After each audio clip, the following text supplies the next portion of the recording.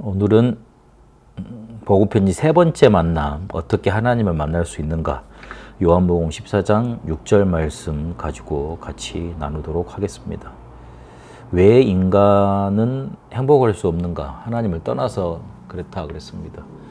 그러면 어떻게 왜 인간이 그러면 하나님을 만날 수 없는가? 죽어 있기 때문에, 이 원죄 문제 해결하지 못하기 때문이라고 그랬습니다.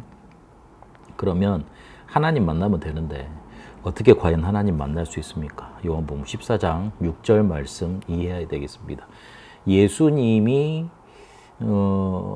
가서 내가 초소를 예비하겠다. 그래서 나를 믿고 기다려라.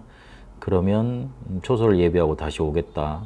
성령을 보내주겠다고 약속하시면서 내가 그 길이요 진리요 생명이니 그랬습니다.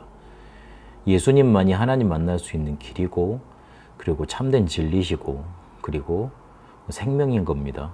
이 사실이 이해가 되면 구원받은 사람입니다. 왜 예수만 그렇게 강조하느냐 하는 사람은 미안하지만 구원에서 벗어나 있는 사람입니다. 이 예수가 유일성으로 붙잡혀지지 않는 사람, 미안하지만 구원의 축복과는 멀어져 있는 사람입니다. 그래서 그 예수가 그리스도로 오셔서 우리에게 구원의 길을 여셨는데 이게 믿어지면 됩니다. 그래서 가장 중요한 만남이 하나님과의 만남이요. 그리고 이 하나님과의 만남을 알려줄 수 있는 그런 전도자, 복음 가진 사람과의 만남입니다. 정말로 우리가 이거를 놓고 기도하고 인도받으면 됩니다. 그래서 사람은 누구를 만나느냐에 따라서 달라지는데 실제로 좋은 사람을 만나도 그 좋은 사람의 영향을 받고 그리고 배우고 그렇습니다. 그런데 우리가 하나님을 만날 수 있다면 구원받게 되는 겁니다. 이 구원의 축복이 별거 없는 것 같다고 사람들이 얘기를 하는데요. 구원받지 못하면 늘상 내가 열심히 하고 노력을 해도 나한테 주어진 운명대로 내 생이 끝납니다. 그렇게 열심히 살아왔는데 어느 순간에 가보면 뭐 있는 게 없습니다. 나는 그렇게 별로 남한테 이렇게 해코지 안 하고 잘 살아왔고 한 것 같은데 피해보는 건 정작 납니다. 가보면 그래서 원치도 않는 길에 서 있고, 그리고 따지고 보면 완전히 멸망받고 저주 재앙받습니다. 남 해코지한 거 없이 살았는데 심각한 문제 속에, 영적인 문제 속에 빠져버린다니까요. 그래서 하나님을 만난다는 거, 이 구원받았다는 거 엄청난 축복입니다.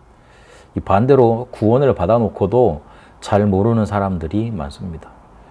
구원 받아놓고도 희미하고 확신이 없으니까 세상에 나가면 세상이 너무 크게 보이고 세상에 맞춰놓은 대로 이렇게 그렇게 살아야 되겠다고 그렇게 살아가는 사람들 꽤 교회 내에 많습니다. 구원의 축복을 전혀 못 누리는 겁니다. 그러니 당연히 가서 영향력은 못 끼치고 영향받아 옵니다. 세상에 종노릇하고 노예되어 사는 거죠.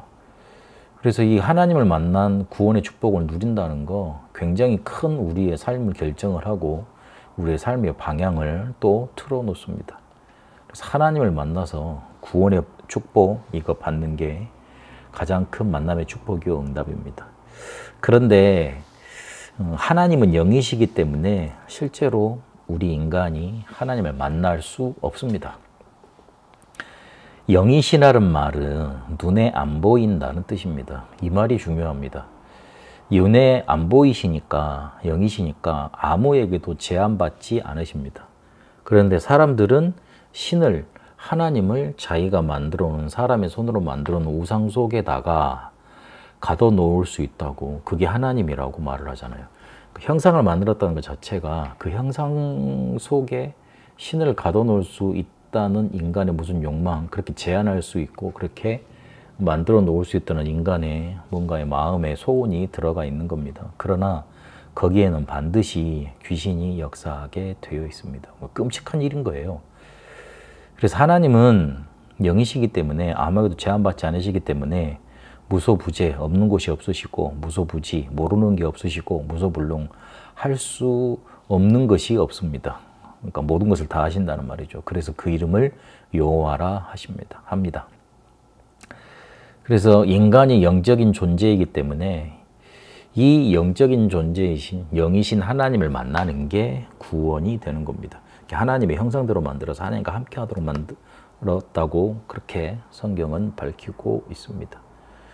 확실히 알아야 될 것, 사람의 손으로 만든 우상은 그 우상 속에는 하나님이 들어가실 수가 없다. 왜냐하면 하나님은 영이시기 때문에. 그래서 다 우상 만들어 놓고 절하는 거, 그게 거짓말이 되는 겁니다. 그런데 인간은 육을 가졌기 때문에 하나님을 볼 수가 없습니다. 반대로 귀신을 봤다는 사람들 있잖아요. 들린 거예요. 시인 거예요. 들어온 거예요. 그래서 인간의 영은 육체 속에 제한돼 있고, 그리고 죽음이라는 건 이 육체를 떠난 걸 말을 합니다. 그래서 구원의 기회는 육체 속에 있을 때만 주어집니다.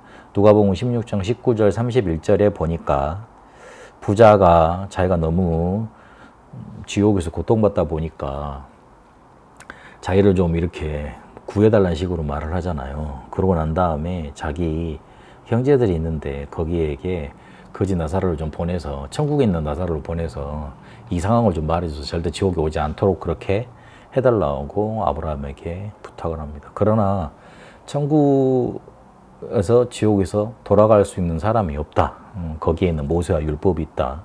그걸로 이렇게 깨닫고 구원의 길로 들어와야 된다. 그렇게 이렇게 구원의 기회가 살아있을 때만 주어져 있다고, 갈 수 없다고 그렇게 말씀을 하죠. 그러니까 육체 속에 있을 때 그때 구원의 기회도 있고 축복의 기회, 헌신의 기회도 다 이렇게 들어있는 겁니다. 그래서 하나님 만나는 길을 하나님이 열어주셔야 되는 거예요. 인간을 구원하기 위해서 하나님이 사람의 몸을 입고 오신 거예요. 그래서 그분은 죄가 없으시고 영이 하나님이시죠. 그러니까 하나님이신 거예요. 근데 그 하나님이 사람의 몸을 입고 이 땅에 오신 거죠. 그분이 바로 예수 그리스도입니다. 인간에게 꼭 해결해야 될 세 가지 문제가 있는데 그 세 가지 문제가 원죄와 사단과 지옥입니다. 제사장으로, 왕으로, 선지자의 역할을 하셔서 이 문제의 해결할 분이 필요한 거예요. 근데 그분이 창세기 3장 15절에 예언된 메시아 그리스도인데 그 그리스도를 남자의 후손은 할 수가 없어요. 그래서 하나님이 사람의 몸을 입고 이 땅에 오신 겁니다. 여자의 후손으로. 그래서 이분은 신성과 인성을 가지셨다. 그리고 마태복음 16장에 보면 주는 그리스도시요 살아계신 하나님의 아들이시라고 그랬잖아요. 메시아 곧 구원자시고 우리의 모든 문제 해결할 자시고, 그리고 사람의 모습으로 사람의 몸을 입고 이 땅에 오신 분이다. 그래서 하나님의 아들이다. 그렇게 표현을 했습니다. 그래서 이 예수님을 영접하게 되면 하나님 만나게 되는 겁니다. 하나님이 우리에게 성령으로 오시게 되는 길을 열어주신 겁니다. 그래서 예수 영접하면 됩니다. 성령이 우리 영 가운데 임재하게 되는 구원이 그때 성취가 되는 거고, 이러면 우리를 사로잡고 있었던 사단의 권세가 떠나가는 거죠. 그래서 이걸 고백하는 것이 영접기도입니다. 영접기도 뭐 특별한 말이 아니고 예수님을 그리스도로, 예수님이 하나님을 만날 수 있는 구원의 길로 내게 오셨다는 것, 그 사실을 믿고 마음속으로 고백하는 겁니다. 이게 확실한 성경의 사실인데 나하고 실제로 관계가 있어야 될 거 아닙니까? 내가 하나님을 만나야 될 거 아닙니까? 하나님이 내게 오셔야 될 거 아닙니까? 그러면 어떤 관계가 형성이 돼야 될 거 아닙니까? 그 관계는 고백에서 시작이 됩니다. 내 마음속 믿음에서 시작이 됩니다. 그래서 그거를 표현하고 고백하는 겁니다. 그래서 그 고백하는 기도가 중요하고 그 믿음 고백이 중요한 겁니다. 이러면 성령께서 우리 가운데 임하시고 하나님이 우리 속에 성령으로 오셨기 때문에 하나님 만나게 된 거잖아요. 그러면 그때부터 하나님이 나와 함께 하시는 거잖아요. 하나님이 나와 함께 하시면 증거가 나타나게 되어 있습니다. 내 속에서 나를 인도하시고 나를 성화시켜 나가십니다. 어떤 사람들이 이렇게 말을 하더라고요. 예수는 그리스도 모든 문제 해결자니까 이제부터 죄 짓고 살아도 되냐? 그거 죄 이제 다 끝났으니까, 다 해결해 주셨으니까 나는 마음대로 살아도 되냐? 그렇게 생각을 하고 묻던데, 그 사람은 미안하지만 구원을 잘못 이해한 거고, 그리고 실제로 구원 받았으면 그런 질문이 나올 수가 없을 건데 좀 의심해 봐야 되는 그런 내용입니다. 실제로 로마서 8장 16절입니까? 성령과 우리의 영과 더불어서 우리가 구원받은 하나님의 자녀인 걸 증언한다 그랬습니다. 그러니까 우리의 영이 구원받은 줄 알고요. 성령께서 우리에게 감동하시고 역사하시기 때문에 실제로 죄 지으면 찔리게 돼 있고요. 그리고 그거 안 하도록 성령께서 역사하시고 고쳐나가십니다. 부모가 아이가 잘못하면 경책하고 질책하고 깨닫게 하고 그래서 바른 길로 인도해야 하잖아요. 그러는 것처럼 나를 성화의 길로 인도해 가시는 겁니다. 우리가 할 수 있는 힘이 없기 때문에 은혜 주셔서 하십니다. 성령으로 역사하셔서 그렇게 하십니다. 그리고 그 성화를 어떻게 이루어 가시냐면 구체적인 방법이 성경을 올바르게 받을 때 실제로 인도받으면서 그게 자꾸만 점점점 깨달아지고 인도받게 되는 겁니다. 그리고 실제로 나의 죄를 해결할 때 이게 잘못된 거구나. 그러면 멈춰야죠. 그리고 그걸로 피해본 사람들한테 또 속죄도 해야죠. 그건 당연한 일반적인 원리 아닙니까? 그런데 나는 예수 그리스도 다 믿었다 그러면서 그거 안 하는 건 하나님이 나와 함께 하신 증거가 될 수 없습니다. 그래서 이 사람들의 열매, 나를 통해서 나타나는 열매, 그리스도가 나타나는 게 아니라 자꾸만 뭔가 이렇게 타락의 열매 아니면 율법의 열매가 나타난다. 그럼 하나님이 나와 함께 하신 증거가 못 되겠죠. 그래서 우리가 그거 할 수 있는 힘이 없기 때문에 시간을 정해놓고 계속 기도하는 겁니다. 그거를 사단은 엄청나게 싫어할 것 아닙니까? 그래서 사단은 귀신을 통해서 방해할 겁니다. 그래서 성령 충만 받으라고 그랬습니다. 이 성령 충만 받으면 권능 임한다 그랬습니다. 자신과 세상과 사탄을 그때부터 이기게 됩니다. 이길 수 있는 힘이, 능력이 임하는 겁니다. 이러면 자연스럽게 전도의 문 열리게 되어 있습니다. 능력이 나타나니까요. 그리고 하나님이 살아계신 결과들이 실제로 나타나게 되어 있습니다.